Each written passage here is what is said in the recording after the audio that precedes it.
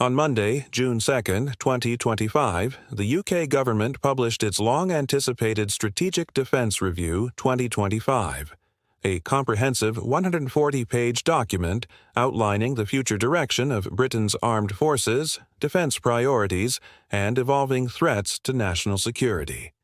The introduction paints a sobering picture.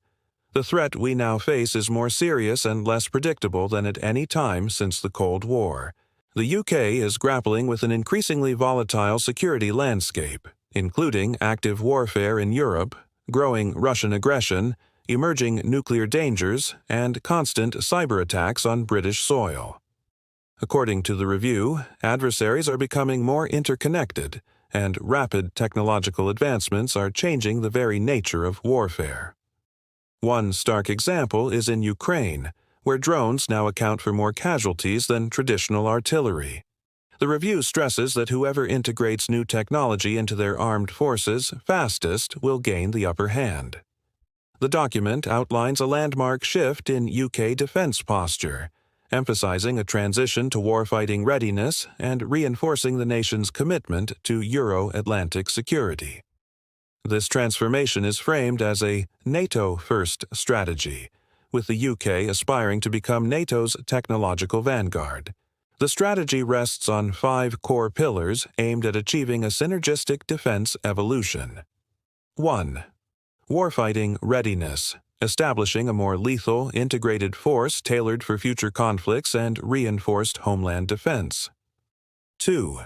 Growth engine, spurring job creation and economic growth through industrial partnerships, procurement reforms, and support for UK defense businesses.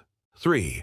NATO first, leading within NATO, enhancing nuclear deterrence, integrating advanced technologies, and modernizing conventional forces. 4. Innovation from Ukraine's lessons, leveraging battlefield lessons in drones, data, and hybrid warfare to strengthen UK military capabilities. 5. Whole-of-society resilience, expanding civil participation in national security and reaffirming the social contract with military personnel.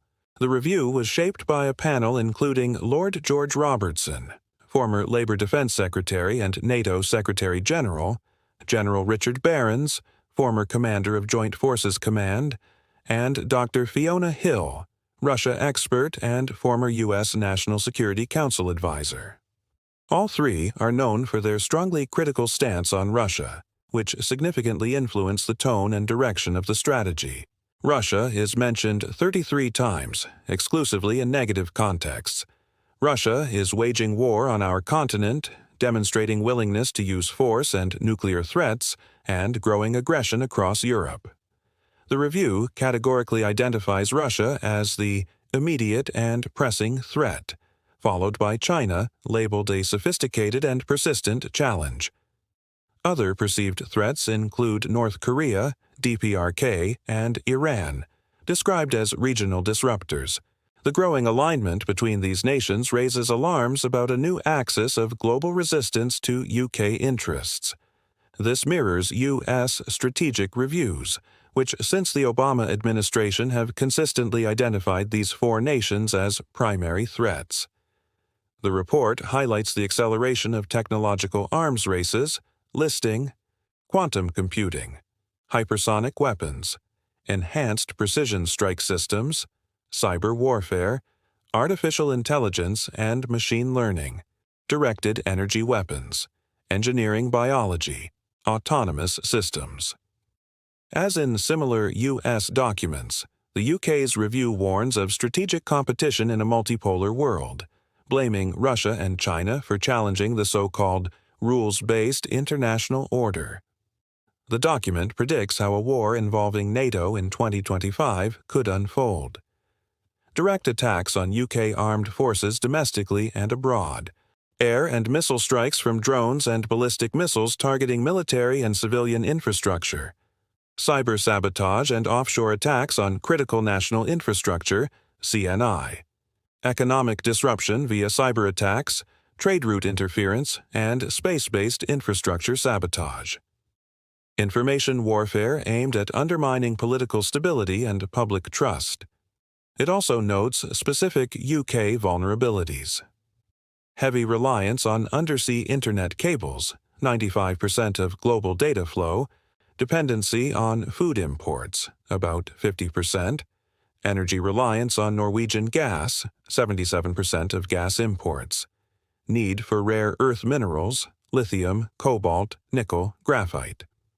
The review proposes structural reform to integrate all branches of the military, boost defense manufacturing, and expedite the training of technical personnel. While platforms like tanks and aircraft require 5+ years to develop, drone systems can be operational in months. Other plans include establishing a military counterintelligence division, merging cyber warfare and electromagnetic spectrum operations, building up defense partnerships, primarily with the U.S., NATO allies, and Ukraine is central to the UK's vision for European security. The review emphasizes a $3 billion annual military aid commitment to Ukraine, supporting Ukraine's defense industry, including joint ventures, helping Ukraine modernize and market its Soviet-era equipment, drawing lessons from Ukraine's ground warfare and hybrid tactics.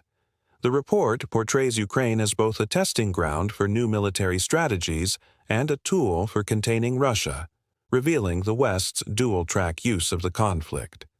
Beyond Europe, the UK reaffirms interests in Diego Garcia, Indo-Pacific, the Falkland Islands, contested by Argentina as the Malvinas, Gibraltar, claimed by Spain.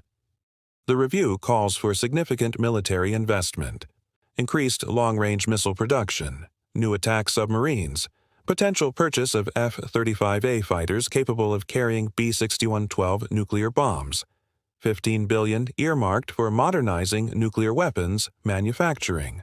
There's also a push to raise armed forces personnel to 100,000, 83,000 regulars, and 17,000 reservists to offset recruitment shortfalls. Since the end of national conscription in 1960, the number of regular UK troops has dropped by 74%.